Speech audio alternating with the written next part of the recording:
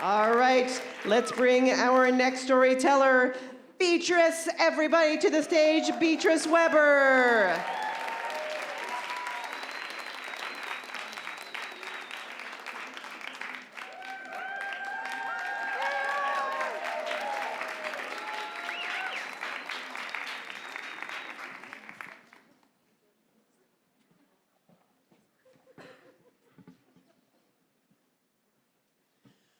For 20 of the 22 years that I was married, I shaved my head.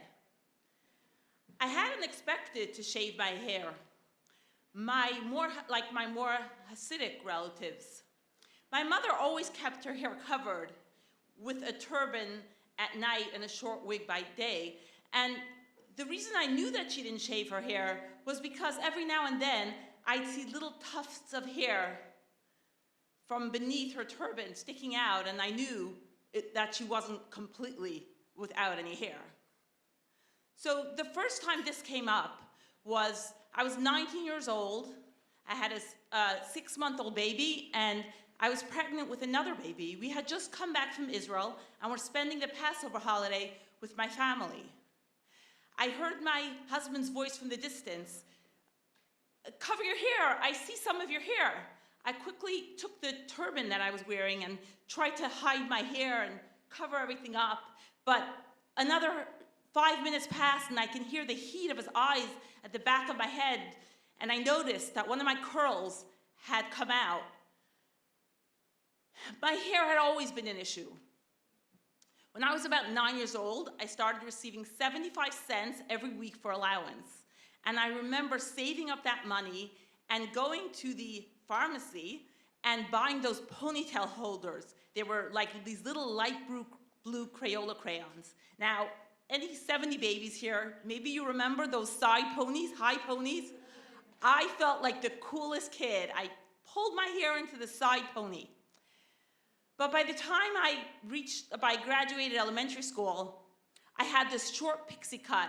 I don't even remember when I was taken to get a haircut, but I do remember my mother complaining how hard it was to take care of my hair, and it was so much easier when my hair was cut off. And I just felt awful. I just felt so not feminine, but that's what it was. But here I was, 19 years old, just married just over a year with my little baby, and I was just so frustrated from being criticized, so I just called my sister to just come down, grab my father's haircut machine that he would use to cut off my brother's hair, ran down to the basement and just told her to just cut it all off. You know what? At that point, it was easier for me to cut off part of myself in order to please somebody else. It was just easier for me to do that.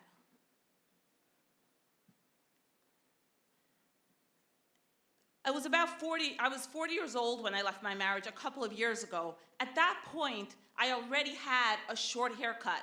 I had some hair under my wig. It had started as a silent rebellion against my husband. It was my hair. I could choose what I wanted to do. I still covered my hair all the time, but didn't shave it off.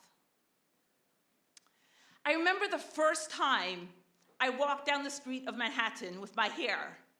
I remember I was going to meet a friend at a Broadway show, and that feeling of the air flying through my hair, and I just remember just walking with this extra bounce so I could just feel my hair going up and down, that feeling of freedom that was just so, so amazing. And that hair, I had received so many mixed messages about my hair. And about hair in general. We had learned about the story of Samson. We learned it directly, in school from the Bible, and how hair gave me strength. But yet, on the other hand, I was told how important it was to cover it. All those mixed messages.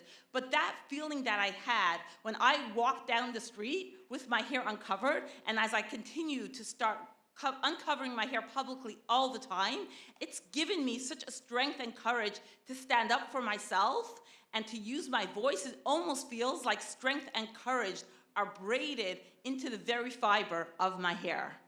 So thank you.